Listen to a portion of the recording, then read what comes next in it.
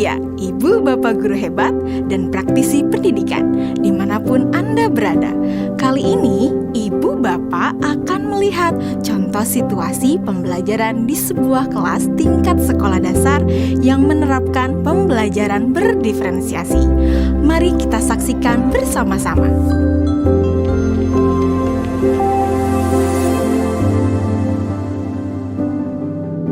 Organ tubuh manusia. Minggu ini, Pak Kasim ingin mengajar sebuah materi tentang cara kerja salah satu sistem organ tubuh manusia, yaitu sistem pencernaan.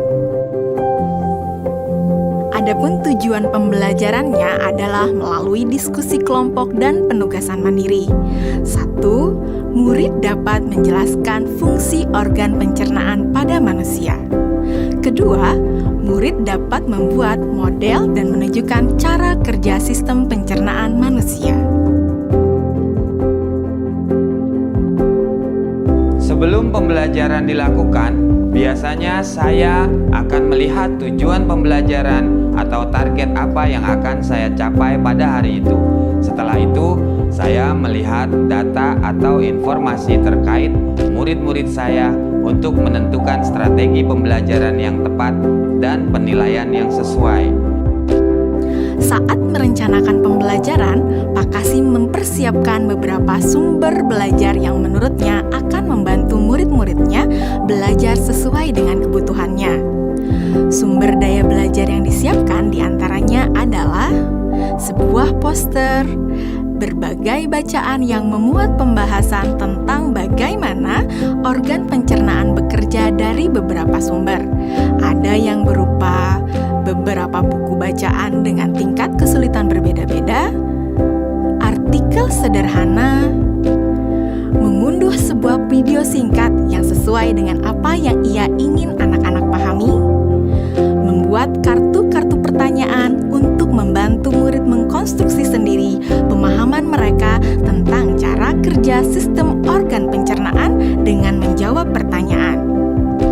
Sumber belajar yang beragam ini tentunya tetap sesuai dengan tujuan pembelajaran yang ingin dicapai, atau dengan kata lain mengimplementasikan diferensiasi konten.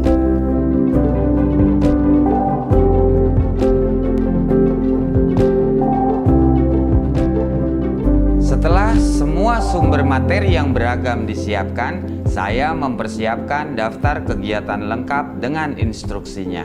Misalnya, membaca buku atau artikel, dan lain sebagainya, mengamati poster, mendiskusikannya, dan kemudian membuat ringkasan untuk menunjukkan pemahaman tentang isi poster tersebut.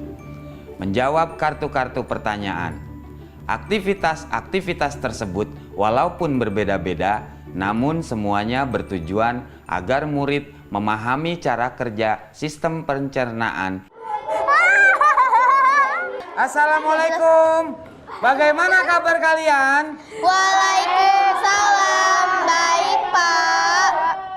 Hari ini kita akan mempelajari tentang sistem pencernaan manusia. Saya, Pak. Di awal pembelajaran, Pak Kasim memberikan penjelasan kepada semua murid yang ada di kelasnya tentang tujuan pembelajaran dan konsep kunci yang ia ingin anak-anak kuasai. Lewat proses tanya-jawab dan contoh-contoh, Pak Kasim memastikan bahwa murid-muridnya memahami apa yang dimaksud dengan sistem. Pak Kasim meminta murid-murid bekerja dalam kelompok. Untuk penugasan kali ini, Pak Kasim telah mengelompokkan murid berdasarkan tingkat kemampuan murid membaca.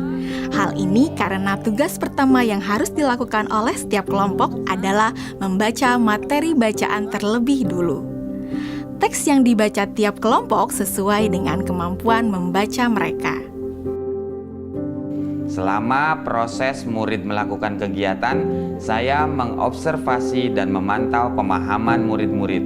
Saya mendatangi tiap kelompok, mengajukan pertanyaan, dan memberi pertanyaan lanjutan kepada murid-murid yang memerlukan bantuan atau perlu diberikan tantangan lebih. Saya juga membuat catatan-catatan penilaian selama proses ini. Setiap jawaban murid, pertanyaan murid, saya perhatikan dan menggunakan informasi ini untuk menyesuaikan tingkat bantuan yang akan saya berikan pada murid atau berdiferensiasi proses. Sistem pencernaan adalah serangkaian jaringan organ yang bekerja untuk mencerna makanan. Organ pencernaan antara lain meliputi mulut, kerongkongan, lambung, usus kecil, usus besar, rektum, anus.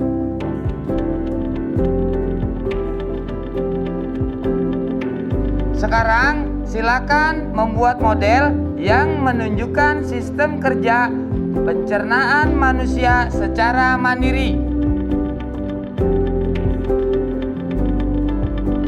Selama proses murid-murid membuat model sistem pencernaan, Pak Kasim berkeliling melihat pekerjaan murid untuk mengetahui sejauh mana pemahaman murid.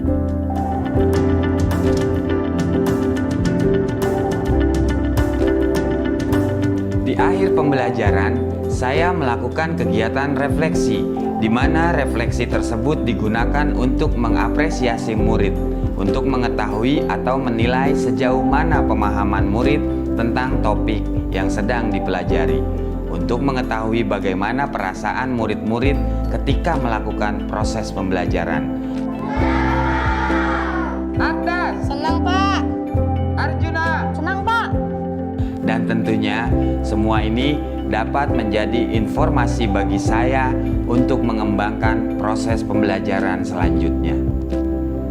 Ibu dan Bapak guru hebat, demikian video singkat salah satu contoh penerapan pembelajaran berdiferensiasi di jenjang sekolah dasar. Tetap semangat, Ibu dan Bapak guru hebat. Salam dan bahagia.